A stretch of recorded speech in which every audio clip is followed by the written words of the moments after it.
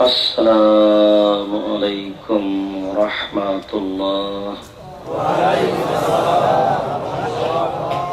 الحمد لله وحده والصلاة والسلام على من لا نبي بعده. أعوذ بالله من الشيطان الرجيم. وما آتاكم الرسول فخذوه وما نهاكم عنه فانتهوا. عن عائشة رضي الله تعالى عنها قالت قال رسول الله صلى الله عليه وسلم من أحدث في أمرنا هذا ما ليس منه فهو رد. رواه البخاري ومسلم. সম্মানিত উপস্থিতি, প্রশংসা আল্লাহর জন্য। শান্তি অবতীর্ণ হোক আল্লাহর রাসূলের উপর সাল্লাল্লাহু আলাইহি ওয়াসাল্লাম।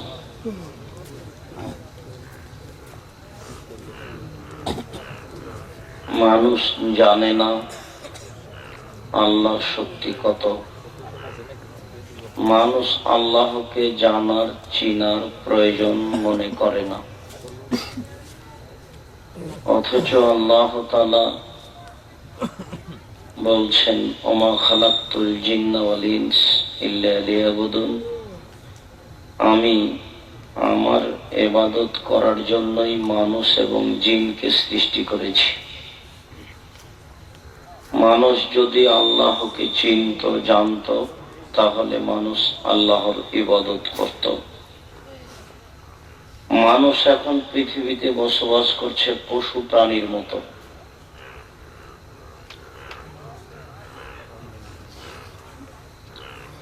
অথচ আল্লাহ তাআলা মানুষকে পশু প্রাণীর মতো হয়ে বসবাস করার জন্য সৃষ্টি করেননি। আল্লাহ তাআলা বলছেন তিন, ডমর ফলের কসম, ও জাইতুন, জাইতুন ফলের কসম, ও তুরে সিনিন, সাইনা পাহাড়ের কসম, ও হাদাল বালাদিল আমিন, এই মক্কা শহরের কসম। লাকাদ খালাকনাল ইনসানা ফি আহসানি তাকবীম, আমি মানুষকে অতীব উত্তম করে সুন্দর আকৃতিতে সৃষ্টি করেছি। আমি তার আকৃতি দিয়েছি সুন্দর, অতীব উত্তম করে সুন্দর করে সৃষ্টি করেছি। সুম্মা রাদাদনাহু আসফালা সাফিলিন, অতঃপর যখন আমার উদ্দেশ্য পূর্ণ হয়নি, আমাকে মানেনি, তখন আমি তাকে সর্বনিম্নে উল্টা ফিরিয়েছি। মানুষ যে পশু হয়ে যায় এ কথা মানুষ বুঝে না, যে আমি এখন পশু। মানুষ যে জ্ঞান শূন্য হয়ে যায়, মানুষ যে বুদ্ধি বিবেকহীন হয়ে যায়, মানুষ যে নিজেকে ভুলে যায়, এটা মানুষ বুঝে না। এ কারণেই তার ভুলে যাওয়া সহজ হয় এবং আল্লাহকে না চিনে তার চলা থাকা ফেরা সহজ হয়। আজকের এই দিনে বৈঠক রাস্তাঘাটে মানুষ ধরে না। আমি বুঝলাম যে আমি খুব দেরি করে এসেছি, আপনাদের ধৈর্যের চ্যুতি ঘটিয়ে এসেছি বলে আমিও মনে করছি, যদিচ আমি 1টার সময় গাড়িতে উঠেছি। তাহলে এখানে পৌঁছিতে মোটামুটি 9 ঘন্টা মতো লাগলো, বা 9.5 ঘন্টা। আমি এতে রাস্তাতেই আছি। আমি আসতে আমার ব্যাপারে অলসতা করিনি, তবে আল্লাহ তাআলা বলছেন ওমা তাশাউনা ইল্লা আইয়াশা আল্লাহ, তোমার চাওয়া চাওয়া নয়, আল্লাহ যা চান তাই হয়। মানুষ যেটা চাই সেটাই হবে, এটা কথা নয়। আল্লাহ যা চান সেটা হবে। আল্লাহ কি চাই এটা মানুষ বুঝে না, মানুষ বুঝতে চায় না। মানুষ এখন বসবাস করছে পশু প্রাণীর মতো হয়ে। এটা একটা দিনই বৈঠক। অন্তত 10 কিলোমিটার আশেপাশে যত নারী পুরুষ আছে সবার আসা উচিত ছিল।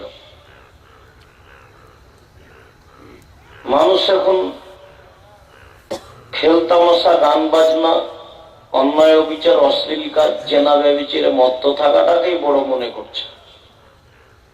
এটাকেই সে সফল মনে করছে, এটাই তার সফলতা। অথচ তা একটা নেহায়াত অন্যায় কাজ। মানুষ একদিন বুঝবে, যেদিন বুঝবে সেদিন বুঝে কোনো লাভ হবে না। যেদিন মানুষের চেতনা ফিরবে সেদিন ফিরে কোনো লাভ হবে না। মানুষের বিচার হবে, মানুষের তো বিচার হবেই, পশু প্রাণীরও বিচার হবে। একটা শিংওয়ালা ছাগল যদি একটা অশিংওয়ালা ছাগলকে গুতা মেরে থাকে, তাহলে আল্লাহ তাআলা বিচারের মাঠে অশিংওয়ালা ছাগলকে শিং দিয়ে বলবেন, তুমি গুতা মেরে পরিশোধ করে নাও। মানুষের তো বিচার হবেই, পশু প্রাণীরও বিচার হবে। মানুষের বিচার হবে, এটা মানুষ বুঝে না। আল্লাহ তাআলা বলছেন, ইয়া ইবনে আদম লাউ আতাইতানি বিশাই, আমার জন্য যদি কিছু সময় বের করো, আমার জন্য যদি অল্প সময় বের করো, তাহলে আমি তোমার দুইটা কাজ করব। আমলা ইয়াদাকা রানান ওয়া আসুদ্দু ফাকরা, আমি তোমার হাতকে, আমলা ও গেনাকা সাদরান, আমি তোমার মনকে, বক্ষকে টাকা দিয়ে পূর্ণ করে দেব। আমি তোমার হাতকে টাকা দিয়ে পূর্ণ করে দেব। আর তুমি যদি আমার জন্য সময় বের না করো, তাহলে আমি তোমার দারিদ্রতাকে বন্ধ করব না। তুমি যত পয়সা ইনকাম করো না কেন, তোমার দারিদ্রতা বেড়ে যাবে। আল্লাহ তাআলা বলছেন, আদম সন্তান, আমার জন্য যদি কিছু সময় বের করো, তাহলে আমি অর্থ সম্পদ দিয়ে তোমার হাতকে পূর্ণ করে দেব, আর তোমার দারিদ্রতা বন্ধ করে দেব।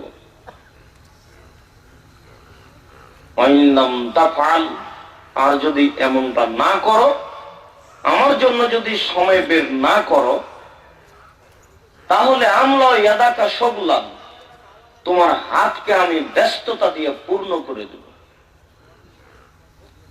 তুমি কত ব্যস্ত হতে চাও? যখনই কেউ তোমাকে বলবে, চলো একটু মসজিদে যাই, দুটা ধর্মের কথা শুনে আসি, তখন তুমি বলবে আমি ব্যস্ত। যদি তোমাকে কেউ বলে, চলো আব্দুর রাজাক সাহেব আসছেন, দুটা কথা শুনে আসি, তখন তুমি বলবে আমি ব্যস্ত। এখন মানুষকে জিজ্ঞাসা করে দেখেন, সবাই বলছে যে আমি ব্যস্ত, সবারই ব্যস্ততা খুব বেশি। এই কথাই আল্লাহ তাআলা বলছেন, আদম সন্তান যদি আমার জন্য সময় বের না করে, তাহলে আমি দারিদ্রতা দিয়ে তার হাতকে আমি ব্যস্ততা দিয়ে পূর্ণ করে দেব, আর তার দারিদ্রতা বন্ধ করব না। এই ছেলেরা, এই আশেপাশে ছেলেগুলো কোন দিক থেকে আসলো তোমরা একটু লক্ষ্য করো। সম্মানিত দিনী ভাই, মানুষ যেটুকু আমল করছে সেটুকু এমন করে না যে আল্লাহ কবুল করবে। মানুষের আমল কবুল করার বিষয়টি রাসূলের পদ্ধতির উপরে নির্ভর করে। যদিচ মানুষের রুজি হারাম হলো ইবাদত কবুল হয় না, আর মানুষের যদি ইবাদতের পদ্ধতি ভুল হয় তাহলে ইবাদত কবুল হয় না। আল্লাহ রাসূল বলছেন, মান আওয়া মুহদাসান লা ইউকবালু আনহু আলা সারফ, আমালু আলা সাল। যে ব্যক্তি বিদআত করে তার নফল ইবাদত কবুল হয় না, তার ফরজ ইবাদত কবুল হয় না। যদি আপনি হজ করতে গিয়ে একটা হজের সাথে 4-5টা উমরা করেন, তাহলে হজ আবার করতে হবে, হজ ওটা বাতিল হয়েছে। একটা হজের সাথে একটাই উমরা হয়, আপনি আবার কি করে এতগুলো উমরা করলেন? ছেলের জন্য একটা, মেয়ের জন্য একটা, বাপের জন্য একটা, মায়ের জন্য একটা, একবার টাকা খরচ করে গিয়ে সব করে নেবেন? ধর্ম কি কোনো হাতের ময়লা নাকি? এত সহজ মনে করছেন কেন? মানুষ যদি বিদআতকে আশ্রয় দেয় তাহলে তার ইবাদত কবুল হয় না। আর মানুষ যদি হালাল রুজি না খায় তাহলেও তার ইবাদত কবুল হয় না। আল্লাহ রাসূল তো বললেন, যে ব্যক্তি বিদআত করে তার নফল ইবাদত কবুল হবে না, তার ফরজ ইবাদত কবুল হবে না। তিনি এই কথা বলেন যে একজন ব্যক্তি সফরে আছে বিদেশে এবং বিপদগামী,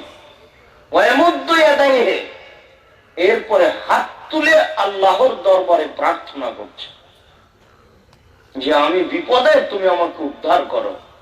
কিন্তু মাতামুহু হারামুন, তার খাদ্য আছে হারাম, মাশরাবুহু হারামুন, তার পানি আছে হারাম, মালবাসুহু হারামুন, তার পোশাক আছে হারাম, গজিয়া বিল হারামে, তার জীবিকা নির্বাহ হারাম।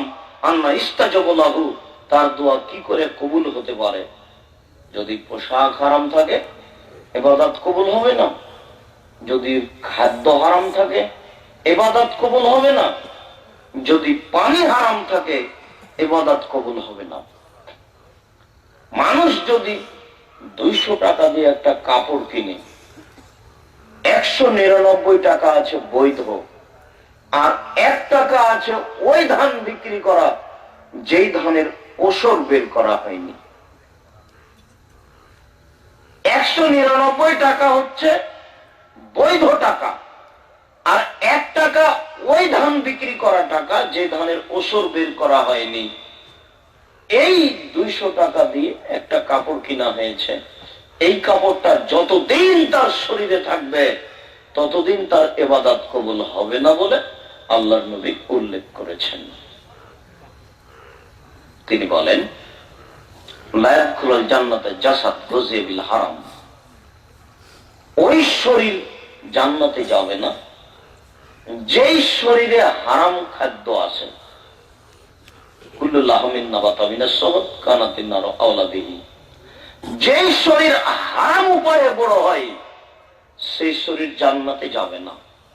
বলছিলাম যে বিদআত করলে মানুষের ইবাদত কবুল হয় না, হারাম রুজি খেলেও মানুষের ইবাদত কবুল হয় না। রুজি হারাম, খাদ্য হারাম, কিভাবে হয়? সুদ খেলে হয়, ঘুষ দিলে হয়, ওসর যাকাত বের না করলে হয়, ডেস্টিনিতে চাকরি করলে রুজি হারাম হয়, জিজিআর লাইফ ইন্স্যুরেন্স এগুলোতে চাকরি করলে রুজি হারাম হয়, ঠেঙ্গামারা আশাদ রাত এসব এনজিওতে চাকরি করলে রুজি হারাম হয়। অস্পষ্ট যেসব ব্যবস্থাপনা আছে উপার্জনের, এসব উপার্জনের ব্যবস্থাপনায় থাকলে রুজি হারাম হবে। তিনি বলেন, আল হালাল বাইয়িন, হালাল হচ্ছে স্পষ্ট, আল হারাম বাইয়িন, হারাম হচ্ছে স্পষ্ট। হালাল স্পষ্ট মানে ভ্যান চালিয়ে যে পয়সা উপার্জন হচ্ছে এটা আপনার হালাল, খান। আপনি আপনার জমিতে যে শস্য উপার্জন করছেন এটা আপনার হালাল, খান।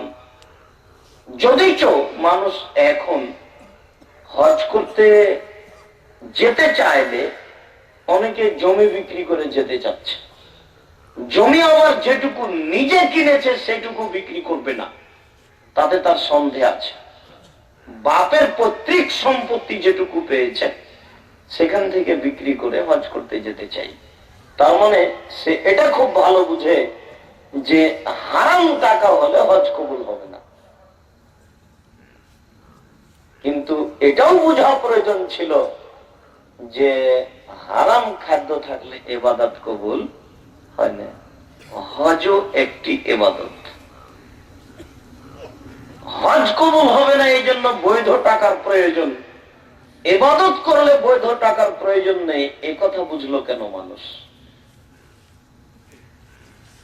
আল্লাহর নবী বলছেন যে হালাল হচ্ছে স্পষ্ট, ওয়াল হারামু বাইয়িন, হারাম হচ্ছে স্পষ্ট। সুদের টাকা হারাম, ঘুষের টাকা হারাম, ফাঁকি দিয়ে প্রতারণা করে ধোঁকা দিয়ে পয়সা উপার্জন করা হারাম। এসব পন্থায় পয়সা উপার্জন করা হারাম। হালাল স্পষ্ট, হারাম স্পষ্ট, অবাইনাহুমা মুস্তাবাহাতুন। এই দুটার মধ্যে একটা অস্পষ্ট জিনিস রয়েছে, লা ইয়ালামুহুন্না কাসীরুম মিনান নাস। বহু মানুষই সেটা জানে না সেটা হালাল না হারাম।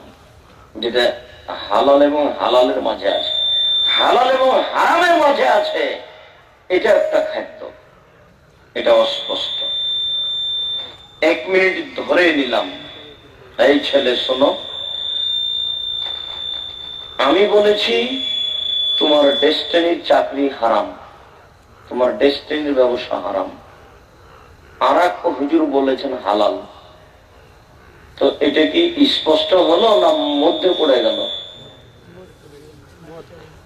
মধ্যে পড়ে গেল। যদি আমার কাছে অস্পষ্টতা নেই, তোমার হুজুরের কাছে আছে, আমার কাছে অস্পষ্টতা নেই। কেন আমার কাছে নেই? আমার কাছে অস্পষ্টতা এই জন্য নেই যে 5,000 টাকা দিয়ে তুমি একটা চিটাগাঙে গাছ কিনেছো, ভালো কথা কিনেছো, তো তোমাকে আরো 2-4 জন সদস্য ঠিক করতে হচ্ছে কেন? কি ব্যাপার, এটা কেন? আচ্ছা, তোমার টাকা আসে কেন? কি কারণে তোমার কাছে টাকা আসে? মাসে মাসে 200-400 করে যে টাকা আসে, কেন আসে? তুমি কি চাকরি করো এখানে? ডেস্টিনির মালিক বলবে যে আমি 5,000 লোককে চাকরি দিলাম, তারাকে আমি 10,000 করে মাসে বেতন দিব, তারা আমার প্রচার করে বেড়াবে। যেমন ওষুধ কোম্পানিতে ওষুধ বিক্রি করে বেড়াচ্ছে, মাসিক বেতন পাচ্ছে, তো তুমিও মাসিক বেতন পাও। তো তোমার এভাবে টাকা আসে কেন? ওটা কিভাবে আসে টাকাটা তোমার কাছে? কলা কিনেছ 500 টাকা, সারাদিন বিক্রি করলে 700 টাকা হবে। এটা কিভাবে আসলো? 500 টাকা দিয়ে কিনেছিলাম, বিক্রি করলাম, তাই তো আসলো। তো তুমি যে 5,000 টাকা দিয়ে গাছ কিনেছো, ওটা কোথায় বিক্রি করলে যে টাকাটা বেশি হয়ে গেল? তুমি কি কানাকে হাইকোর্ট দেখাচ্ছ নাকি চাঁপাইনবাবগঞ্জের ভাষায়? তোমার কে বলে দিলে?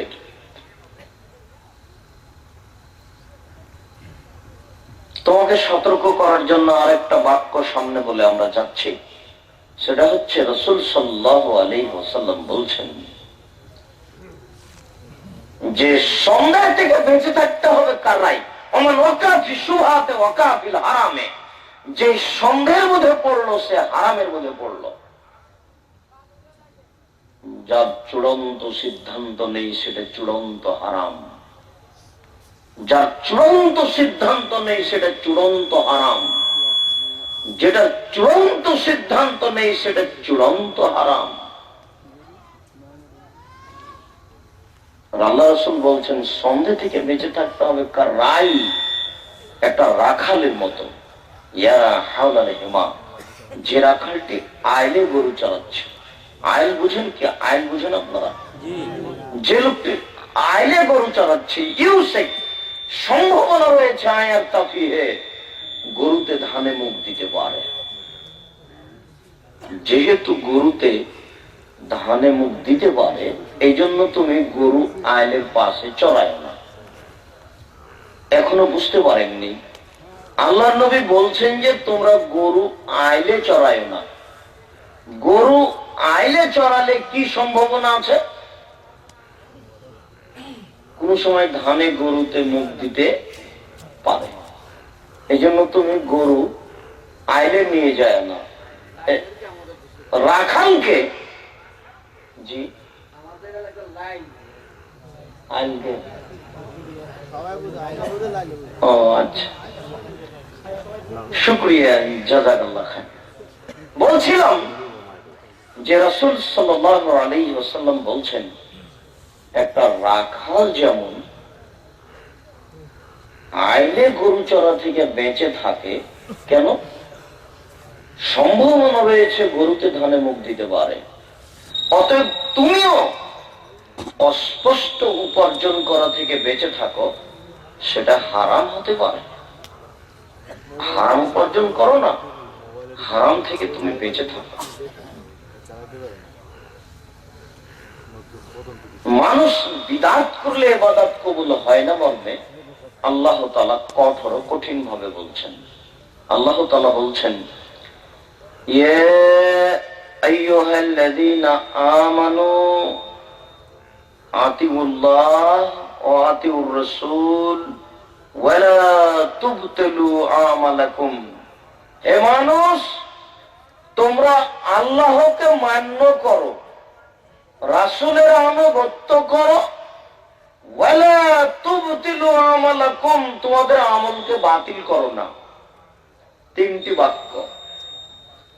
এক নম্বর বাক্য হচ্ছে আল্লাহকে মান্য করো, দুই নম্বর বাক্য হচ্ছে রাসূলের আনুগত্য করো, তিন নম্বর বাক্য হচ্ছে আমল বাতিল করো না। আগের দুইটা না টিকলে আমল বাতিল হবে। আগে এক নম্বরটা টিকে যেতে হবে, মানে আল্লাহকে মান্য করতে হবে। আল্লাহকে মান্য করতে হয় কিভাবে? কিভাবে আল্লাহকে মানা যায়? হাতের রাশি দেখে ভাগ্য পরীক্ষা করলে আল্লাহকে মানাটা কেটে যায়। হাত চালিয়ে ভাগ্য পরীক্ষা করলে আল্লাহকে মানাটা কেটে যায়। অষ্টধাতুর আংটি ব্যবহার করলে আল্লাহকে মেনে নেওয়াটা কেটে যায়, টিকে না। আল্লাহকে মান্য করা টিকে না। কালো রবার জাতীয় বালা হাতে ব্যবহার করলে আল্লাহকে মান্য করা কাজ টিকে না, কেটে যায়। তুলসী গাছে লাথি মারা যায় না, তুলে ফেলা যায় না, এমন মন্তব্য করলে আল্লাহকে মান্য করা কাজটা টিকে না, কেটে যায়। গরুকে লাথি মারা যায় না, এমন মন্তব্য করলে আল্লাহকে মান্য করা কাজটা কেটে যায়, টিকে না।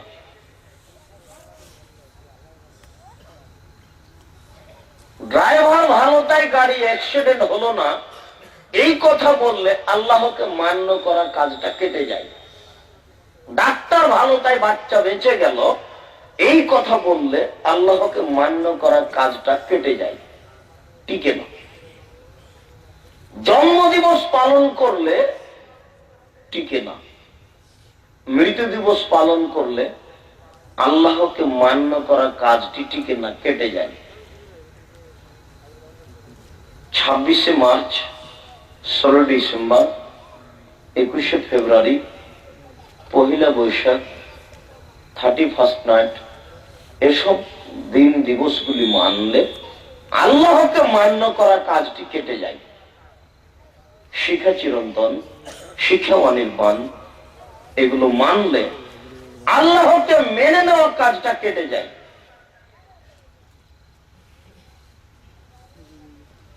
স্মৃতিশোধ পালন করলে, সংসদে নীরবতা পালন করলে, কবরে ফুল চড়ালে, কবরকে শ্রদ্ধাঞ্জলি জানালে, শহীদ মিনারে ফুল চড়ালে আল্লাহকে মেনে নেওয়ার কাজটা কেটে যায়। কবরের কাছে কিছু চাইলে, কবরের নিকটে মাথা নত করলে, কবরে সিজদা করলে, কোন পীরের কাছে বাচ্চা চাইলে, ছেলে চাইলে আল্লাহকে মেনে নেওয়ার কাজটা কেটে যায়। এক নম্বর, আল্লাহকে মান্য করো। দুই, রাসূলের আনুগত্য করো। ওয়ালা তুবতিলু আমালাকুম, যা কিছু বললাম এক নম্বরে বলেছি, এইগুলি করলে আমল বাতিল হবে, 3 নম্বর বাতিল হবে। 2 নম্বর হচ্ছে রাসূলের আনুগত্য করা। রাসূলের আনুগত্য কি জিনিস? নতুন দোকান করেছেন, নতুন দোকান চালু করার জন্য 2 জন হাফেজিয়া মাদ্রাসা থেকে 2 জন ছেলে ডেকে নিয়ে এসেছেন। কোরআন তেলাওয়াত করছেন দোকানে কোরআন তেলাওয়াত করে উদ্বোধন করলে রাসূলের আনুগত্য কেটে যাবে। নতুন ঘরে কোরআন তেলাওয়াত করলে হুজুর দিয়ে, হাফেজ দিয়ে আল্লাহর আনুগত্য কেটে যাবে। এই ছেলে, পাশে কেউ কথা বলবে না, তোমরা যারা দায়িত্ব পালন করছো তারা একটু খেয়াল করো। বাম পাশে রাস্তা নাকি কোনো মানুষ হাঁটে নাকি সেদিকে খেয়াল করো। আশেপাশে কোনো ছেলে যেন দাঁড়িয়ে না থাকে, কথা না বলে, এ ব্যাপারে তোমরা সোচ্চার হও। পাশে কথা বলছে, তোমরা এখানে আছো, এটা তোমাদের অযোগ্যতার প্রমাণ। কেন কথা বলবে? হিসাব করো না।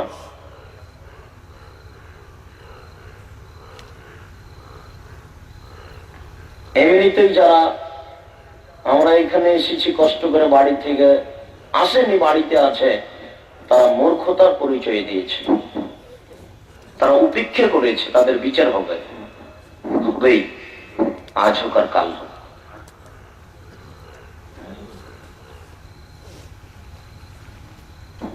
সম্মানিত দ্বীনি ভাই, রাসূলের আনুগত্য কেটে গেলে ইবাদত কবুল হবে না।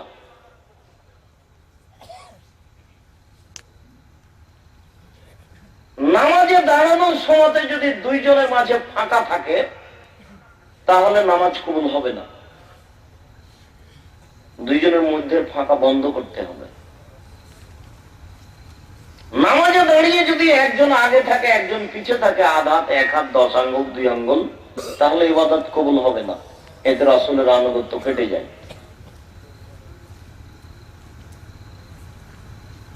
আযান দেওয়ার পরে যদি বলা হয় দুআতে যে ইন্নাকা লা তুখলিফুল মিয়াদ ওয়া দারাজাতার রাফিয়া, এই বাক্য যদি বলা হয় তাহলে রাসূলের আনুগত্য কেটে যাবে, ইবাদত কবুল হবে না।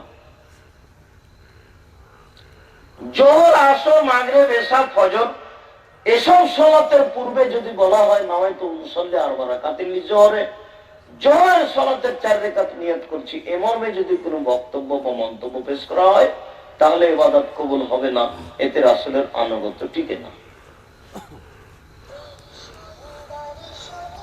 সবাই মিলে যদি কবরের চতুর্দিকে দাঁড়িয়ে হাত তুলে দোয়া করে তাহলে রাসূলের আনুগত্য কেটে যাবে, ইবাদত কবুল হবে না। সবাই মিলে যদি জানাজার পরে, সভা সমিতির পরে, বিবাহের পরে ঈদগাহের মাঠে দলবদ্ধভাবে হাত তুলে দোয়া করে তাহলে রাসূলের আনুগত্য কেটে যাবে, ইবাদত কবুল হবে না। ঈদের মাঠে গিয়ে যদি বলে আসেন আসেন নামাজ শুরু হতে যাচ্ছে, এই বলে যদি চিৎকার করে তাহলে ইবাদত কবুল হবে না, আনুগত্য কেটে যাবে। পুনরায় শাবানে যদি কলকারখানা, অফিস আদালত, কোর্ট কাছারি, শিক্ষা প্রতিষ্ঠান সবকিছু বন্ধ করে গোসল করে আতর গোলাপ মেখে রাতে জেগে দিনে রোজা থাকে তাহলে ইবাদত কবুল হবে না, রাসূলের আনুগত্য কেটে যাবে।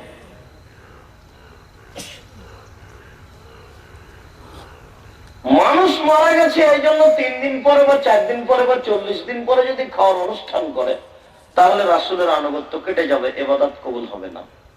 মানুষ মরার পরে যদি তার কবরে কোরআন তেলাওয়াত করে নেকি বক্সিয়ে দেয় তাহলে মানুষের ইবাদত কবুল হবে না, রাসূলের আনুগত্য কেটে যাবে।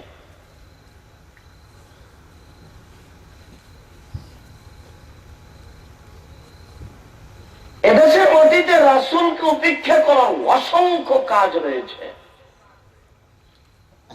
একটা মানুষ অসুস্থ হয়েছে, বলছে যে বেটা মসজিদের ইমামকে 500 টাকা দিয়ে আসো, আমার জন্য দোয়া করতে বলো। মসজিদের ইমাম সাহেবকে বলা হলো 500 টাকা দিয়ে আমার বাপের জন্য একটু দোয়া করে দিবেন। তারা যদি সবাই মিলে তার জন্য দোয়া করে তাহলে রাসূলের আনুগত্য কেটে যাবে, তাদের ইবাদত কবুল হবে না।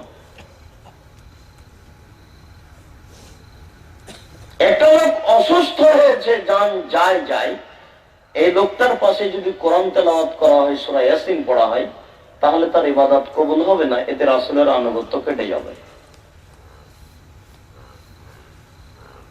একটা লোক মারা গেছে, তাকে কাপড় দিয়ে ঢেকে দিতে হবে, মারা যাওয়ার সাথে সাথে যদি পশ্চিমমুখী করে দেওয়া হয় তাহলে ইবাদত কবুল হবে না, এতে রাসূলের আনুগত্য কেটে যাবে। একটা লোক মারা গেছে, তাকে ওযু দিয়ে গোসল দিতে হবে, গোসল দেওয়ার পূর্বে যদি পেট চেপে পেশাব পায়খানা বের করে তাহলে ইবাদত কবুল হবে না, এতে রাসূলের আনুগত্য কেটে যাবে। একটা লোক মারা গেছে, তাকে ওযু দিয়ে গোসল দিতে হবে, গোসল দেওয়ার পূর্বে যদি নখ কাটে, পরিষ্কার পরিচ্ছন্নতার কাজ করে তাহলে ইবাদত কবুল হবে না, এতে রাসূলের আনুগত্য কেটে যাবে। সালাম ফেরার পরে পরে যদি মানুষ মাথায় হাত দেয় তাহলে রাসূলের আনুগত্য কেটে যাবে, এতে ইবাদত কবুল হবে না। সালাম যদি মানুষ এক হাতে না দিয়ে 2 হাতে দেয় তাহলে রাসূলের আনুগত্য কেটে যাবে, এতে ইবাদত কবুল হবে না। সালাম দেওয়ার পরে যদি মানুষ হাতখান আগে মুখে নেয়, মুখে চুমা দিয়ে বুকে লাগায় তাহলে মানুষের ইবাদত কবুল হবে না, এতে রাসূলের আনুগত্য কেটে যাবে। রোজা ইফতারের সময় যদি একটু দেরি করে ইফতার করে, যে পেট কি বের হয়ে যাচ্ছে, আমি কি পেটু, এ বলে যদি 2-1 মিনিট দেরি করে তাহলে রাসূলের আনুগত্য কেটে যাবে, এতে ইবাদত কবুল হবে না। তাড়াতাড়ি ইফতার করতে হবে, প্রয়োজনে 1 মিনিট আগে হয়ে যাবে, নির্ধারিত যে সময়সীমা দেওয়া আছে তার চেয়ে 1 মিনিট আগে ইফতার করতে হবে, পরে নয়। 1 মিনিট পরে ইফতার করলে ইবাদত কবুল হবে না, এতে আনুগত্য কেটে যাবে।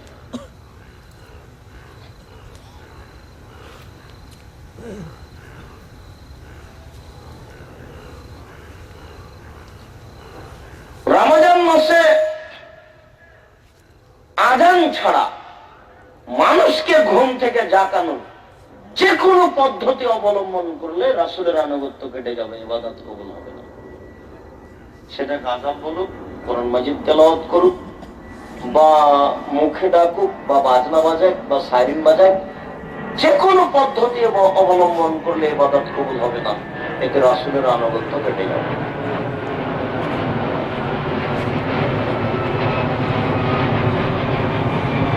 দোয়া শেষে বলতে হবে আমিন সুম্মা আমিন। মানুষ যদি বলে বিরাহমাতিকা ইয়া রাহমান রাহিমিন অথবা বিহাক্কি লা ইলাহা ইল্লাল্লাহ, এসব বাক্য যদি ব্যবহার করে তাহলে মানুষের ইবাদত কবুল হবে না, এতে রাসূলের আনুগত্য কেটে যাবে। মানুষ হজ করতে গিয়ে একটা উমরার পরিবর্তে যদি একাধিক উমরা করে তাহলে রাসূলের আনুগত্য কেটে যাবে, এতে মানুষের ইবাদত কবুল হবে না। আল্লাহ তাআলা বলেন, ইয়া আইয়ুহাল্লাযীনা আমানু, হে বিশ্বাসীগণ, আতিউল্লাহ, তোমরা আল্লাহকে মান্য করো, ওয়া আতিউর রাসূল, রাসূলের আনুগত্য করো, ওয়ালা তুবতিলু আমালাকুম, তোমরা তোমাদের আমলকে বাতিল করো না। এই দুইটার যে কোনো একটা কেটে গেলে আমল বাতিল হবে। আমি মনে হয় কথাটা বুঝাতে পারছি না। এটা কোরআন মাজিদের আয়াত, এখানে 3টা বাক্য আছে। 1 নম্বর বাক্য বলা হয়েছে যে আল্লাহকে মেনে নিতে হবে। আল্লাহকে মেনে নেওয়ার একটা ছোট অর্থ হলো শিরক করা যাবে না। বুঝতে পেরেছেন? যদি আপনি মায়ের কসম করেন, মায়ের কসম, তাহলে আল্লাহর আনুগত্য কেটে যাবে। যদি বলেন চোখের কসম, তাহলে আল্লাহর আনুগত্য কেটে যাবে। যদি আপনি মাদুলি তাবিজ ঝুলান গলায় হাতে মাঝে, তাহলে আল্লাহর আনুগত্য কেটে যাবে। আপনার টাকা হারিয়ে হারিয়ে গেছে, যদি ফকিরের কাছে যান, গণকের কাছে যান, একটু দেখেন তো আমার টাকাটা কে নিয়েছে, এ কথা বললেই আল্লাহর আনুগত্য কেটে যাবে। বাড়ি থেকে বের হয়ে গেছেন, তারপরে কলমটা ভুলে গেছেন, বা একটা বই ছেড়ে এসেছেন, আহা পরীক্ষা দিতে বের হয়েছিলাম, এখন আবার বাড়িতে ফিরে যাব, কেমন হয়, না বাড়িতে ফিরে যাব না। বাড়িতে ফিরে যাওয়াটা কেমন মনে হচ্ছে, বাড়িতে ফিরে যাওয়া কেমন মনে হচ্ছে, এটা মনে করলে আল্লাহর আনুগত্য কেটে যাবে, ইবাদত কবুল হবে না। ফিরে যাওয়া কেমন মনে হচ্ছে, এটারই নাম হচ্ছে শিরক। কাজ গিয়ে দেখা গেল কাজ হলো না, তখন বলছেন কি ব্যাপার, কাজ হলো না কেন? আহা বাড়ি থেকে বের হয়েছিলাম, তখন অমুক মহিলার সাথে দেখা হয়েছিল, ওই মহিলার সাথে দেখা হওয়ার কারণে কাজটাই হলো না। এমন মন্তব্য করলে আল্লাহর আনুগত্য কেটে যাবে, ইবাদত কবুল হবে না। এই ছেলেটা ওই গাড়িতে না উঠে যদি এই গাড়িতে উঠতো, তাহলে অ্যাক্সিডেন্ট হতো না, তার হাতটা ভেঙে যেত না। এরকম মন্তব্য করলে আল্লাহর আনুগত্য কেটে যাবে, ইবাদত কবুল হবে না। আল্লাহ তাআলা বলছেন, তোমরা আল্লাহকে মান্য করো, রাসূলের আনুগত্য করো, তোমাদের আমল বাতিল করো না। বলেন তো কিভাবে আমল, আল্লাহর আনুগত্য কেটে যায় কি করলে? শিরক করলে। বলেন তো আল্লাহর আনুগত্য কেটে যায় কি করলে? শিরক করলে আল্লাহর আনুগত্য কেটে যায়। রাসূলের আনুগত্য কেটে যায় কিভাবে? ইবাদত তার পদ্ধতিতে না করলে। রাসূলের আনুগত্য কিভাবে কেটে যায়? বলেন তো রাসূলের আনুগত্য কিভাবে কেটে যায়? ইবাদত তার পদ্ধতিতে না করলে। যতই ইবাদত করেন আপনি, টুঙ্গির আখেরি মুনাজাতই যথেষ্ট এই টুঙ্গি অবৈধ হওয়ার জন্য। টুঙ্গির ইজতেমা যে হারাম, টুঙ্গির ইজতেমা যে নাজায়েজ, টুঙ্গির ইজতেমা যে হারাম, টুঙ্গির ইজতেমা যে নাজায়েজ, এখানে যাওয়া যে পাপের কাজ, এই শেষ মুনাজাতই তার জন্য যথেষ্ট। এমন কোন মায়ের সন্তান কিয়ামত পর্যন্ত জন্ম নিবে না যে টুঙ্গির আখেরি মোনাজাতের বৈধতা দিতে পারে। চ্যালেঞ্জ করলাম দেশের সরকার সহ, দেশের আলেমুলা সহ, অফিস আদালত সহ, হায়াত পর্যন্ত সময় থাকলো, দেখি কোন মায়ের ওটা জন্ম নিয়েছে। টুঙ্গির আখেরি মোনাজাত, টুঙ্গির মাঠে যাওয়া হারাম। টুঙ্গির এই মাঠে গেলে পাপ হবেই। টুঙ্গির আখেরি মোনাজাত যদি জায়েজ হয়, আল্লাহর নবী শেষ বৈঠকে আরাফার মাঠে ছিলেন, তখন লোক সংখ্যা ছিল 6 লক্ষ, তিনি হাত তুলে দোয়া করলেন না কেন? টুঙ্গির আখেরি মোনাজাতে যত মানুষ উপস্থিত হয়েছে, আপনার আরাফার মাঠে এবছর তার চেয়ে বেশি মানুষ ছিল। এবছর আরাফার মাঠে 1 কোটি মানুষ ছিল। তো সবাই মিলে হাত তুলে দোয়া করলো না কেন? মক্কার ইমাম হাত তুলে দোয়া করলেন না কেন? তুমি মনে রেখো, সারা দুনিয়ার মানুষ যদি টুঙ্গিতে চলে আসে, সারা দুনিয়ার মানুষই পাপী। সারা পৃথিবীর নারী পুরুষ, হিন্দু মুসলমান বৌদ্ধ খ্রিস্টান, সবাই যদি চলে আসে টুঙ্গির আখেরি মোনাজাতে, সমস্ত মানুষই পাপী। এর বৈধতার কোন সুযোগ নেই। আখেরি মোনাজাতই যথেষ্ট এই নাজায়েজ হওয়ার জন্য।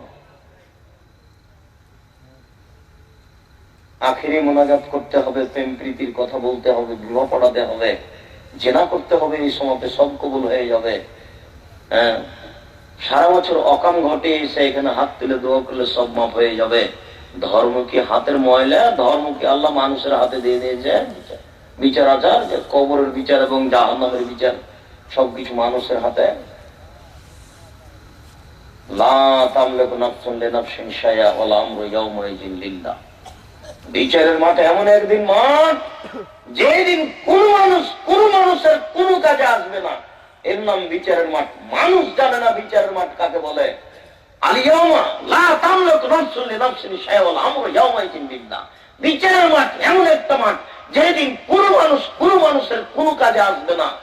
মানুষ তো দূরের কথা, ইব্রাহিম আলাইহিস সালাম টিকবেন না। বিচারের মাঠ আপনাকে কি দিয়ে বুঝাবো বিচারের মাঠ কাকে বলে? মানুষ তো দূরের কথা, যেখানে ইব্রাহিম আলাইহিস সালাম টিকতে পারেন না, সেটা কত কঠিন জায়গা, কে বুঝে সেটা? কে জানে সেটা? মানুষ কে দাম দেয় আল্লাহকে, কে দাম দেয় রাসূলকে, কে দাম দেয় কোরআন মাজিদকে? কোরআন মাজিদ এখানে একটা সুন্দর কাপড় দিয়ে জড়ানো হয়েছে, তাকে শুধু সুন্দর কাপড় দিয়ে জড়িয়ে রাখা হয়েছে। কোরআন মাজিদ একটা বিধান বই, এটা পড়তে হবে।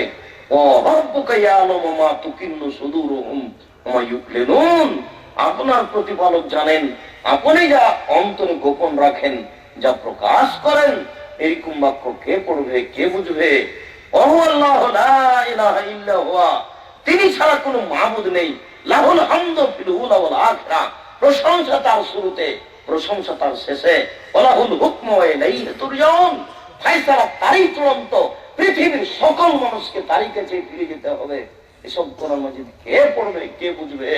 আয়াত আয়াতই আছে, সুন্দর করে কাপড় দিয়ে জড়িয়ে রেখে দেওয়া হয়েছে।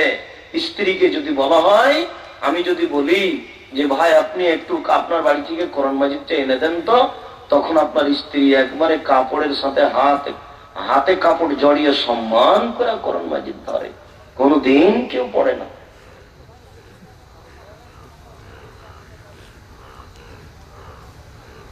কে বুঝবে, কে পড়বে?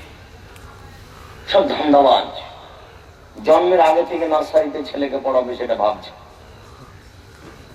ইংরেজি শিখাবে। 14 গোষ্ঠীর কালে ইংরেজিও শিখেনি, ওকে বলে ইংরেজি শিখাবে অনেক ছেলেকে। দেখুক অনেক ছেলেকে ইংরেজি শিখাবে। মাইকেল মধুসূদন দত্ত কোথায় ইংরেজি শিখেছিল? হ্যাঁ, আশ্চর্য।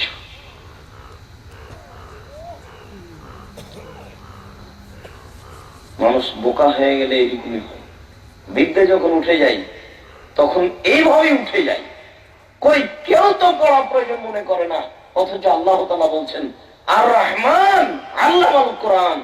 রহমান তিনি, যিনি কোরআন শিক্ষা দিয়েছেন। খালাকাল ইনসান, যিনি মানুষকে সৃষ্টি করেছেন। বিদ্যাই বলতে কোরআন, কোরআন ছাড়া কোনো বিদ্যা নেই। শিক্ষামন্ত্রী জানে না বিদ্যা কাকে বলে, শিক্ষামন্ত্রীকে আবার পড়তে হবে। শিক্ষামন্ত্রীর জানা নাই বিদ্যা কাকে বলে। জনাব, বিদ্যা যদি আপনি দেখাতে চান জাতির কাছে, তাহলে অন থেকে নিয়ে পিএইচডি পর্যন্ত সব জায়গাতে কোরআন রাখতে হবে, বাধ্য। এই স্কুলে ভর্তি হওয়ার জন্য যেটা 1 নম্বর সাবজেক্ট হবে সেটা হবে কোরআন। যার কোরআন মুখস্থ বেশি, যে কোরআন বেশি বুঝে, তারই রেজাল্ট ভালো, এটাতে আসতে হবে। এখানে চাকরি হবে 50 জনের, যে সবচেয়ে কোরআন মুখস্থ বেশি রেখেছে, কোরআন বুঝে, তার প্রাধান্য দেওয়া হবে চাকরিতে। তাহলে মানুষ কল্যাণ পেতে পারে। মাঠে ঘাটে, অফিসে, আদালতে, কোর্টে, কাচারিতে, শিক্ষা প্রতিষ্ঠানে, বাড়িতে, প্রত্যেকটা জায়গাতে শুধু কোরআন তেলাওয়াত হতে হবে, কোরআন পড়তে হবে। তাহলে জাতির কল্যাণ হতে পারে, তাছাড়া কল্যাণ হতে পারে না।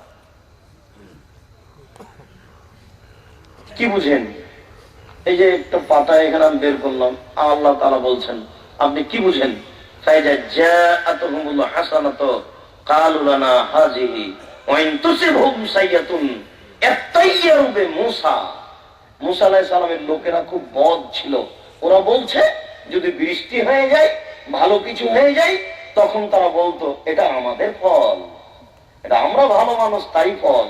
ওয়া ইন তুসিবহুম সাইয়্যা, আর যখন অনাবৃষ্টি হয়ে যায়, ঝড় বৃষ্টি চলে আসে, কোন সমস্যা চলে আসে, তখন সবে বলে এত্তাইয়ারুবে মুসা, আরে মুসা বদ, মুসার কারণে এটা হলো, মুসা খারাপ, মুসার কারণে এটা হলো। কে বুঝবে কোরআন মাজিদে কি লেখা আছে? খোলার সাথে সাথে আপনাকে বুঝতে হবে আল্লাহ কি বলেছে। ছেলে মেয়ে, আপনাকে, আপনার স্ত্রীকে, আপনার বোনকে, প্রতিটা মানুষকে কোরআনের উপরে দখল আনতে হবে। যে কোনো জায়গা পড়বে ও বুঝবে, এমন একটা ক্ষমতা দাও প্রত্যেকটা মানুষকে। শিক্ষামন্ত্রীর প্রয়োজন ছিল। বিদ্যা কাকে বলে উনি কি জানেন? রবার্ট ক্লাবের পরিকল্পনায় বিদ্যা চলছে।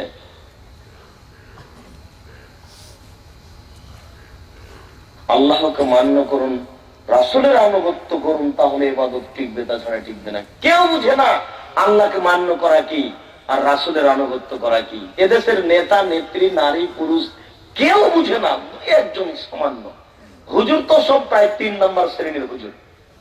বক্তৃতার জগৎ একটা ফাঁকি দেওয়া, ধোকা দেওয়া জগৎ। বক্তৃতার জগতে এমনটা জগৎ, এর চেয়ে বোকা জগতই নেই। একটা পিয়ন নিবে না হেডমাস্টার ম্যাট্রিক পাস ছাড়া। হেডমাস্টারকে আপনি একটা পিয়ন দেন, পিয়ন ও ম্যাট্রিক পাস ছাড়া হেডমাস্টার পিয়ন নিবে না। না না না, আমার মূর্খ মানুষ দিয়ে চলবে না। পিয়ন কি করবে? একটা ঘন্টা মারে, বাজায়, 1 গ্লাস পানি দেয়। বক্তৃতার জগতে এমন একটা জগৎ যার পড়াশোনা লাগে না, থুঁথির জোর থাকলে বক্তা। মিথ্যে কথা বলে, কিসসা কাহিনী বলে 10,000 20,000 টাকা নিয়ে চলে গেল, তাহলে ধর্ম টিকবে কি করে? রাসূল সাল্লাল্লাহু আলাইহি সাল্লাম বলছেন আমার জীবনে বড় ভয় 3টি। রাসূল সাল্লাল্লাহু আলাইহি সাল্লাম বলছেন আমার জীবনে বড় 3টি ভয়। রাসূল সাল্লাল্লাহু আলাইহি সাল্লাম বলছেন আমার জীবনে বড় 3টি ভয়। 1 নম্বর ভয় হচ্ছে ভ্রান্ত হুজুর। হুজুরি বলছে যে যায়, হুজুরি বলছে যে জিজিয়ান যায়, হুজুরি বলছেন যে লাইফ ইন্স্যুরেন্স যায়, হুজুরি বলছেন যে শেয়ার ব্যবসা যায়, হুজুরি বলছেন যে খ্রিস্টান আব্রাহাম লিঙ্কনের কাল্পনিক পদ্ধতি, ভোট পদ্ধতি, পবিত্র আমানত। আরে হুজুর কত বড় বুদ্ধিহীন মানুষ! বিদ্যে তো নেই, নেই বুদ্ধিও নেই। খ্রিস্টান আব্রাহাম লিঙ্কনের কাল্পনিক পদ্ধতি কি করে পবিত্র আমানত হতে পারে? আশ্চর্য! এদিকে ব্যারিস্টার দাঁড়িয়েছে, আর এদিকে একজন মুচি মেথর দাঁড়িয়েছে। ব্যারিস্টার পেয়েছে 100টি ভোট, আর মুচি পেয়েছে 101টা ভোট। বলেন তো কে মন্ত্রী হবে? মুচি হবে। এর চেয়ে নোংরা নীতি আছে দুনিয়াতে? তোমার বুদ্ধি আছে? তোমার বুদ্ধি হলো তোমার বিদ্যা নেই। ইসলাম ইলেকশন মানে না, ইসলাম মানে সিলেকশন।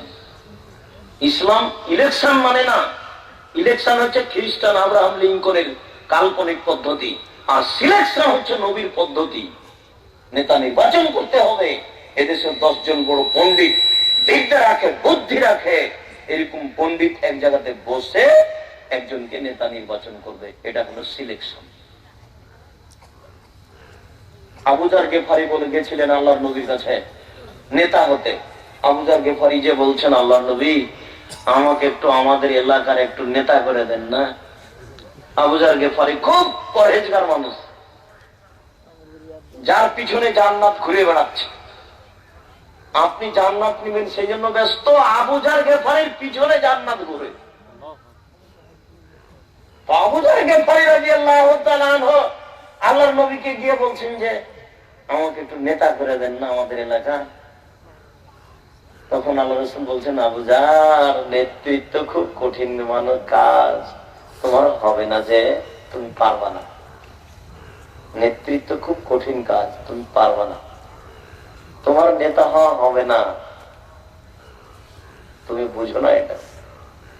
নেতৃত্ব সবার দিয়ে চলে না। খ্রিস্টান আব্রাহাম লিঙ্কনের পদ্ধতিতে চলে, সবার দিয়ে, মেথরেরও চলে, মুচিরও চলে। আবু যারের মতো লোককে আল্লাহ রাসূল নেতা করলেন না। পরেজগারিতা দিয়ে নেতৃত্ব চলে না, পরেজগারিতা দিয়ে, বুদ্ধি দিয়ে, বিদ্যা দিয়ে, মেজাজ দিয়ে, ক্ষমতা দিয়ে নেতৃত্ব চলে। ওমর দিয়ে চলে, আবু যার গেফারি দিয়ে চলে না। নেতৃত্ব কাকে দিয়ে চলে? ওমর রাদিয়াল্লাহু তাআলা দিয়ে চলে, আবু যার গেফারিকে দিয়ে চলে না।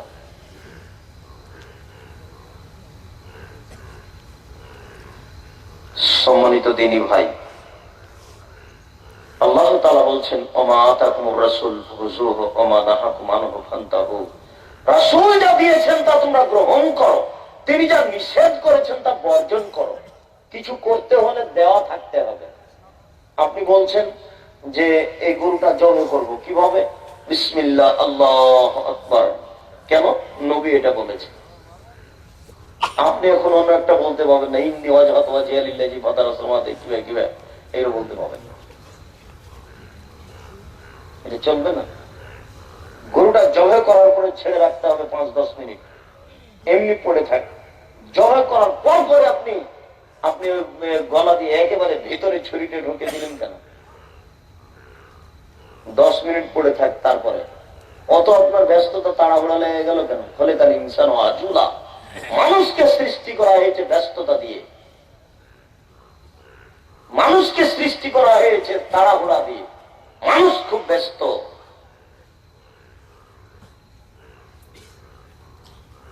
সম্মানিত দ্বীনী ভাই, আল্লাহ তাআলা বলছেন রাসূল যা দিয়েছেন তা গ্রহণ করো, তিনি যা নিষেধ করেছেন তা বর্জন করো। রাসূল দিয়েছেন এটা আপনি কিভাবে বুঝবেন, এটাও কঠিন। এদেশের মাটিতে রাসূলের নামে হাদিস ছড়ানো আছে প্রায় 3 লক্ষ, যেগুলো রাসূল বলেন। এদেশের মাটিতে প্রায় 3 লক্ষ মানুষের বানানো হাদিস আছে যেগুলো রাসূল বলেন।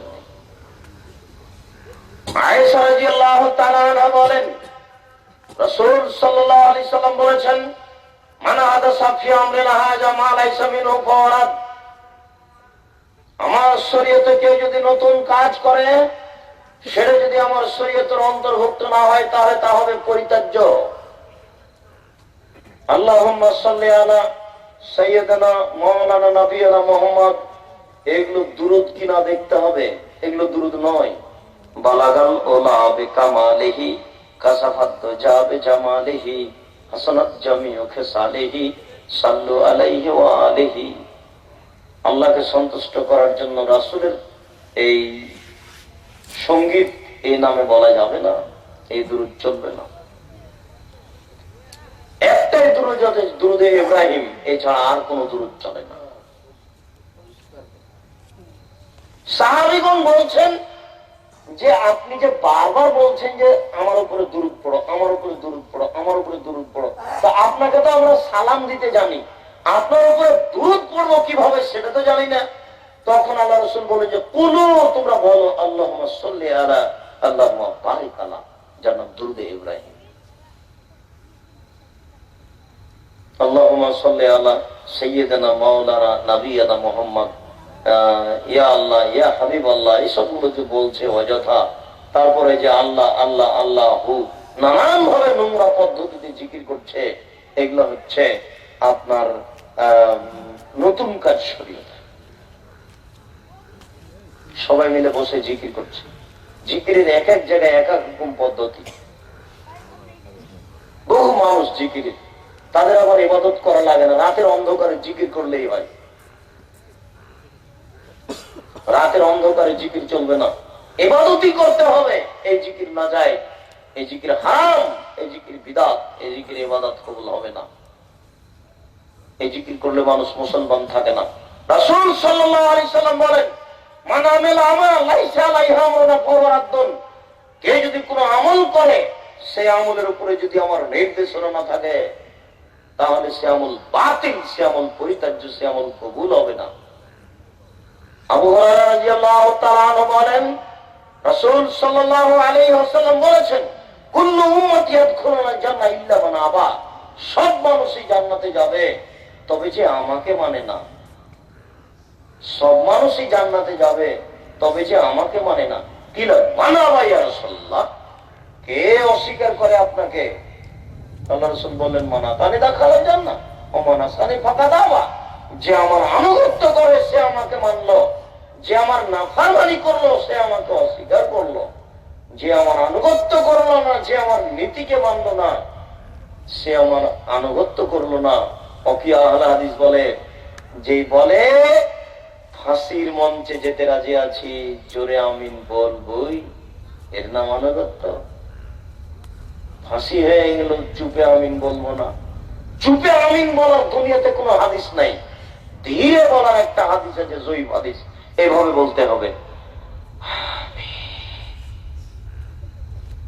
অন্তত। কেউ যদি জয়ীফ হাদিস মানে চুপে আমিন বলার, তাহলে এভাবে বলতে হবে। কিন্তু একেবারে নীরব থেকে যাওয়ার হাদিস দুনিয়াতে নেই। চুপে চুপে আমিন বলার একটা, ধীরে আমিন বলার একটা হাদিস আছে, খাফা বিহা সাউতাহু, আওয়াজ নিচু করলেন এইভাবে অন্তত। আর জোরে বলবেন, কত হাদিস নেবেন জোরে আমিন বলা? জোরে আমিন শব্দ শুনে ইহুদি চটে যায়। কেউ যদি আমিন জোরে শুনে রাগ করে তাহলে বুঝতে হবে এর ভিতরে ইহুদির বৈশিষ্ট্য আছে। একাধিক সহিহ হাদিস। আমিন শব্দ জোরে শুনে যদি খারাপ লাগে, খারাপ লাগাটাই হচ্ছে ইহুদিদের নীতি। আল্লাহর রাসূলের আনুগত্য করে না মানুষ, রাসূলের আনুগত্য করা প্রয়োজন মনে করে না মানুষ। ইকামত শুরু হবে মানে মানুষ দাঁড়াবে। মাঝারি মসজিদে আছে আছেই, আহলে হাদিস মসজিদে আগে ইমাম সাহেব বলছেন, মুয়াজ্জিন বলছে যে আপনারা দাঁড়ান, উঠেন, কাতার সোজা করেন। কাতার যখন সোজা হয়ে গেছে তখন ইকামত দিচ্ছে। ইকামত দিচ্ছেন কেন এখন? এখন আপনি ইকামত দিচ্ছেন কেন? এইটুকু হুঁশ জ্ঞান নাই, বুদ্ধি নেই? ইমাম সাহেব বলবেন ইকামত দেন, তখন ইকামত শুরু হয়ে যাবে, সবাই দাঁড়াবে। ইকামত মানে দাঁড়ান। দাঁড়িয়ে যে ইকামত কেন? কত অন্যায়! ইমাম সাহেব পশ্চিম দিকে মুখ করে আছে, এখন ময়লে সবুজ রঙের চাদর পড়ে আছে ইমামতির ওখানে, বাইশাখ। এবারে ইকামত শুরু হওয়ার আগে থেকে আগে দিয়ে ওইটা মাথায় জড়াচ্ছে। জড়াতে জড়াতে যখন ওই মুয়াজ্জিন ইকামত দিতে দিতে যখন কাদকামতি সালাত গেছে, তখন বলছে আল্লাহু আকবার। শেষই করেনি, আল্লাহু আকবার বলছে। কত বড় অযোগ্য ইমাম, কত বড় অযোগ্য ইমাম, কত বড় মূর্খ ইমাম, কত বড় অজ্ঞ ইমাম, কত বড় মূর্খ ইমাম! দুইজন মানুষ থাকলো ইমাম সাহেব, মুক্তাদির দিকে মুখ করে বলতে হবে কাতার সোজা করুন, তারপরে আল্লাহু আকবার বলবেন। বহু মানুষ তো দূরের কথা, যদি দুইজন থাকে, দুইজন, তবু বলতে হবে কাতার সোজা করুন। আপনার চেয়ে সাহাবীগণ অনেক সচেতন, আপনার চেয়ে সাহাবীগণ অনেক সচেতন, আপনার চেয়ে সাহাবীগণ নবীকে অনেক বেশি মানতেন। তাহলে একটা মানার বাস্তব বুখারী মুসলিমের হাদিস দেখাই। রাসূল নামাজ শুরু করেছেন তো জুতা পায়ে দিয়ে নামাজ শুরু করেছেন। জুতা পায়ে দিয়ে নামাজ পড়া যায়, তো জুতাতে ময়লা ছিল, ময়লা, পেশাব পায়খানা কিছু ছিল। তো জিবরাইল আলাইহিস সালাম এসে বলছেন জুতা খুলুন, জুতা খুলে ফেলেন, জুতাতে ময়লা আছে। তো আমাদের নবী জুতা খুলে দিয়েছে। সাহাবীগণ ওই নামাজের অবস্থাতে জুতা খুলে দিয়েছে। এখন সালামের পরে আল্লাহ রাসূল বলছেন কি ব্যাপার, তোমরা জুতা খুললে কেন? এই যে আপনাকে দেখলাম নামাজের মধ্যে আপনি খুলে দিয়েছেন, সেজন্য আমরা খুলে দিয়েছি। আল্লাহ রাসূল বলছেন আরে না না, জিবরাইল আমাকে এখন বললো যে আপনার জুতাতে ময়লা আছে, এই জন্য আমি খুলেছি, তোমরা খুললে কেন? আপনাকে আমি কি বুঝালাম বলেন তো? আমি কি বুঝালাম?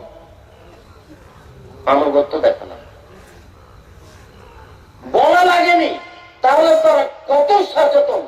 এরপরও আল্লাহ নবী 23 বছর জীবনে কোন একদিন কোন এক অক্ত কাতার সোজা করুন, কাঁধে কাঁধ মিলিয়ে দাঁড়ান, এই কথা না বলে নামাজ শুরু করেছেন, তার প্রমাণ নেই। না, কথা বুঝাতে পারলাম না। সাহাবীগণ এত সচেতন হওয়ার পরেও 23 বছর জীবনে কোন একদিন কোন এক অক্ত বলেননি যে কাতার সোজা করুন, নামাজ শুরু করে দিয়েছেন, এটা ঘটেনি। কথা আমার বুঝতে পারেননি? দুইজন মানুষ থাকলেও প্রতি অক্তেই বলেছেন কাতার সোজা করুন, কাঁধে কাঁধ মিলিয়ে দাঁড়ান। আর এই হুজুর বাইতুল মুকাররমের হুজুরই একদিনও বলেন। কিভাবে আনুগত্য টিকতে পারে? জাবের রাদিয়াল্লাহু তাআলা বলেন, জাত মালায়েকাতুল নবী সাল্লাল্লাহু আলাইহি ওয়াসাল্লাম ওয়া নায়েম, একদল ফেরেশতা নবীর কাছে আসলেন, নবী তখন ঘুমন্ত। ফাকালা বাজুমিনা না ইন্নাহু নায়েম, কিছু কিছু সাহাবী বললেন যে ইনি ঘুমিয়ে আছেন। কিছু কিছু সাহাবী বলছেন ইন্নাল আয়না নায়মাতুন আল কালবু ইয়াহজান, তার চক্ষু ঘুমিয়ে আছে বটে, তবে তার অন্তর জেগে আছে। ফেরেশতাগণ বলছেন এই ব্যক্তি একটা দৃষ্টান্ত রয়েছে, ইন্নাল সাহিবুকুম হাযা মাসালান ফাজরুল্লাহ মাসালান, তোমাদের এই সঙ্গীর একটা দৃষ্টান্ত রয়েছে, তোমরা সেই উদাহরণ বর্ণনা করো।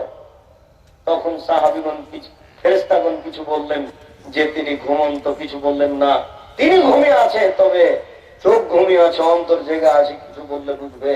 তখন কিছু ফেরেশতা বলছেন যে তার দৃষ্টান্ত হচ্ছে একজন লোকের মতো বানা দাঁড়ান। আবার বুঝুন, এই ছেলেরা তোমরা একটু আমার দিকে খেয়াল করো তো, একটা দৃষ্টান্ত উদাহরণ পেশ করছি, তোমরা বুঝতে পারো কিনা? আপনারা একটু খেয়াল করেন তো বলতে, আপনারা বুঝতে পারছেন কিনা আমি একটা উদাহরণ পেশ করছি। আমাদের নবী ঘুমিয়েছিলেন, বলতে পারবেন? আমাদের নবী ঘুমিয়েছিলেন, তখন কিছু ফেরেশতা আসলেন। ফেরেশতা এসে বলছেন, দুই একজন বলছেন যে ইনি যে ঘুমিয়ে আছেন না, তার একটা দৃষ্টান্ত আছে, তার একটা উদাহরণ আছে। তখন কিছু ফেরেশতা বলছেন, উদাহরণ থাকলে কি হবে, উনি তো ঘুমিয়ে আছেন, উদাহরণ বলার এখন প্রয়োজন নেই। তখন কিছু ফেরেশতা বলছেন, আর তিনি ঘুমিয়ে থাকলে কি হবে, তার চক্ষু ঘুমিয়ে আছে, অন্তর জেগে আছে, আমরা যদি তার উদাহরণটা বলি তাহলে তিনি বুঝতে পারবেন। তার উদাহরণ কি বলেন তো দেখি, তার উদাহরণ কি? তার উদাহরণ হলো, ইনি হলেন একজন মানুষের মতো, ঘুমিয়ে আছেন, ইনি হলেন একজন মানুষের মতো। বলেন তো ঘুমিয়ে আছেন কে? মুহাম্মদ সাল্লাল্লাহু আলাইহি সাল্লাম। ইনি হলেন একজন মানুষের মতো। কোন মানুষ? যেই মানুষ বানাদার একটা ঘর বানিয়েছে। একজন মানুষ একটা ঘর বানিয়েছে, ঘরের ভিতরে অনেক খাদ্য রেডি করেছে, মাছ আছে, গোশত আছে, পোলাও আছে, অনেক খাদ্য রেডি করেছে। একটা লোক একটা ঘর বানিয়েছে, ঘরে অনেক খাদ্য রেডি করেছে। তারপর মালিকটা একটা ছেলেকে বলেছে, ছেলে বাইরে যাও তো, রাস্তায় যাও, যাকে বাবা ধরে নিয়ে আসো, যাকে বাবা ধরে নিয়ে আসো, আর এই খাদ্য খাওয়া। তো মানা যাবাহু দাখালাত দারা ওয়া আকালা মিনাল মাদবা। এখন যে লোকটা ছেলেটার কথা শুনবে, সে লোকটা ঘরে আসবে, খাদ্য খাবে।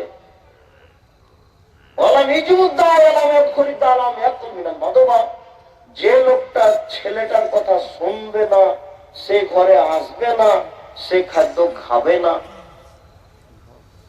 ফেরেশতাগণ বলছেন যে কিভাবে যে বললেন উদাহরণ বুঝতে পারলাম না, উদাহরণটা যে কিভাবে বললেন বুঝতে পারলাম না, আরো বুঝিয়ে বলেন তো।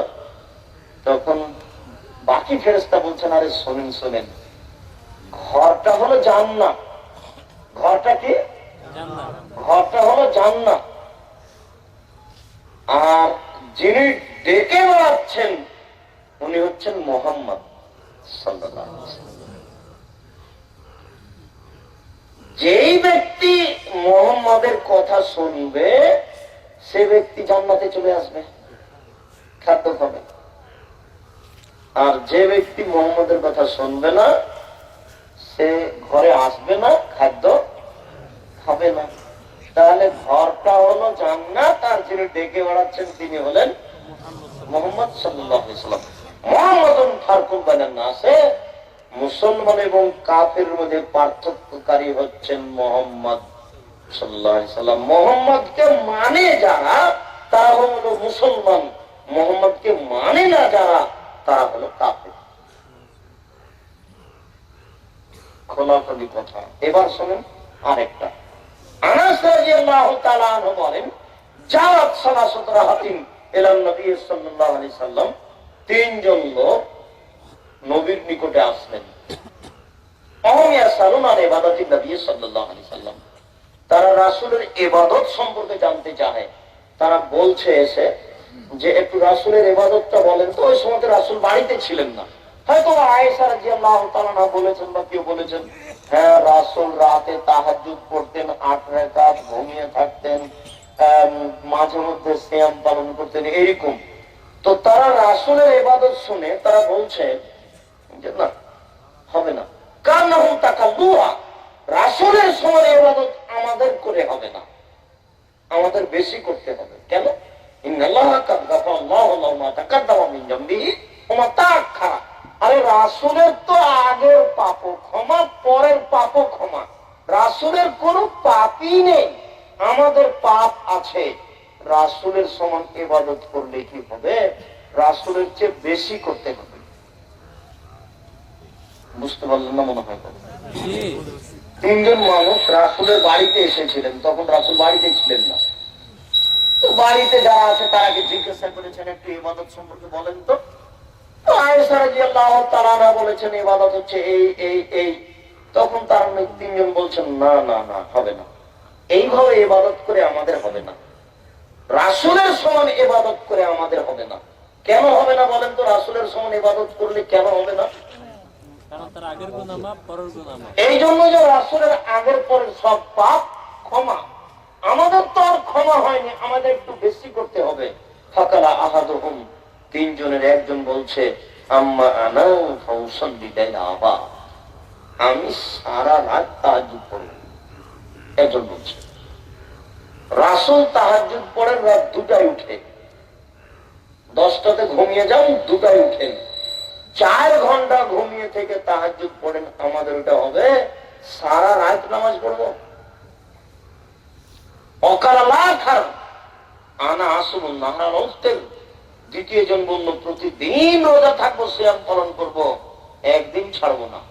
অকালাখার আনা আতাজুল নেশা ফালাতা জাওয়াজ, আমি বিবাহ করব না, বিবাহ থেকে বিচ্ছিন্ন থাকবো, বিবাহ ইবাদতের ক্ষতি করে। শুনুন, তিনজনের উদ্দেশ্য ভালো। যে ব্যক্তি রাতে তাহাজ্জুদ পড়বে, সারা রাত নামাজ পড়বে, যে ব্যক্তি রোজা থাকবে প্রতিদিন, এটাও ভালো কাজ। যে ব্যক্তি বিবাহ করবে না ইবাদতের জন্য, এটাও ভালো কাজ। আল্লাহ রাসূল বলছেন, শোনো, আনতুম কুলতুম কাযা ওয়া কাযা, তোমরা তিনজন এখনই এই মন্তব্য করলে, ইন্নী লা আখশাকুম লিল্লাহি ওয়া আতকাকুল্লাহু, পৃথিবীতে আমি তোমাদের সবার চেয়ে বড় পরহেজগার, আমি তোমাদের সবার চেয়ে বেশি আল্লাহকে ভয় করি। মনে রেখো, পৃথিবীতে সবচেয়ে বড় পরহেজগার আমি। সময়ে নিজের পরিচয় দেওয়া লাগে। আদম থেকে নিয়ে কিয়ামত পর্যন্ত সবচেয়ে বড় পরহেজগার মানুষ হচ্ছেন মুহাম্মদ সাল্লাল্লাহু আলাইহি ওয়াসাল্লাম। আদম থেকে নিয়ে কিয়ামত পর্যন্ত সবচেয়ে আল্লাহকে বেশি ভয় করেন মুহাম্মদ সাল্লাল্লাহু আলাইহি ওয়াসাল্লাম। এই কথা তিনি বলতে চাইলেন যে আমি যেহেতু সবচেয়ে বড় পরহেজগার, যেহেতু আমি সবচেয়ে আল্লাহকে বেশি ভয় করি, তাহলে সারা রাত নামাজ পড়লে আমি পড়ব, আর প্রতিদিন রোজা থাকলে আমি থাকব। এখনো কথা বুঝাতে পারিনি। আল্লাহ নবী কেন বললেন যে আমি সবচেয়ে বড় পরহেজগার? তার মানে সারা দিন প্রতিদিন রোজা থাকলে কোন ব্যক্তি থাকবে? যে বড় পরহেজগার। তো আমি বড় পরহেজগার, তো প্রতিদিন রোজা থাকলে আমি থাকবো, আর সারা রাত নামাজ পড়লে আমি পড়ব, আর বিবাহ বাদ দিলে আমি বাদ দিব। কিন্তু না, আসুমো অউফতির ওয়া তাযাওয়াজ, আমি রোজা থাকি, আমি রোজা বাদ দিই, প্রতিদিন থাকি না, প্রতি মাসে 3 দিন থাকি, বৃহস্পতিবার সোমবার থাকি, আমি প্রতিদিন থাকি না, আমি রোজা থাকি, আমি বাদ দিই, আমি তাহাজ্জুদ পড়ি, সারা রাত পড়ি না, এশার নামাজের পরে ঘুমিয়ে যাবো, 3টায় উঠবো, 4টায় উঠবো, 1 ঘন্টা তাহাজ্জুদ পড়বো। আমি রাতে নামাজ পড়ি, তবে সারা রাত পড়িবি না। অতাজাওয়াজ, আমার স্ত্রী আছে, আমি বিবাহ করি। আমার রাগেবা আমি সুন্নতি ফালাইসা মিন্নি, কেউ যদি আমার শরীয়ত উপেক্ষা করে চলে, তাহলে সে মুসলমান নয়। জোর করে কেউ যদি আপনার ইবাদত করতে চায়, তাহলে সে মুসলমান নয়। 1 লক্ষ বার দোয়া ইউনূস যদি পড়ে, তাহলে মুসলমান থাকবে না, মুসলমান থেকে বাদ পড়ে যাবে। 1 লক্ষ বার পড়বে কেন? কোটি বার পড়বে, 50 বার পড়বে, তার শক্তিতে যা কুলায় তা পড়বে। লা ইলাহা ইল্লাল্লাহ, লা ইলাহা ইল্লাল্লাহ জিকির করবে চুপে চুপে যতবার সম্ভব। লা ইলাহা ইল্লা আনতা সুবহানাকা ইন্নী কুনতু মিনাজ জালিমিন, এটা কেন পড়বে? সম্মানিত দিনী ভাই, আমি আপনাদের পরিস্থিতি এসে আঁচ করেছি, আপনারা খুব ব্যস্ততার মধ্যে ছিলেন, দুঃখিত। আমি আপনাদের এখানে এত পরে উপস্থিত হবো, এটা আমিও মনে করিনি। আপনাদের এত ব্যস্ততার পরেও আপনারা যেভাবে বসে আছেন, আমি আসলে আপনাদের শুকরিয়া আদায় করি। আমি আপনাদের শুকরিয়া আদায় করো তো বলছি, আবারও কোনোদিন আপনাদের সামনে সময় সাপেক্ষে বিষয়ভিত্তিক আলোচনা করবো বলে ইনশাআল্লাহ আশা রাখছি। আজকের মধ্যে এখন পর্যন্ত আমি রাস্তাতেই আছি, ধরে নেন। বৃহস্পতিবার সোমবার সিয়াম পালন করার অভ্যাস, আজকে সিয়াম ছিলাম, এখন পর্যন্ত আমি রাস্তাতেই আছি। আমি আপনার শ্রদ্ধা আদায় করি যে আপনারা এই আমার আসতে দেরি হওয়ার পরেও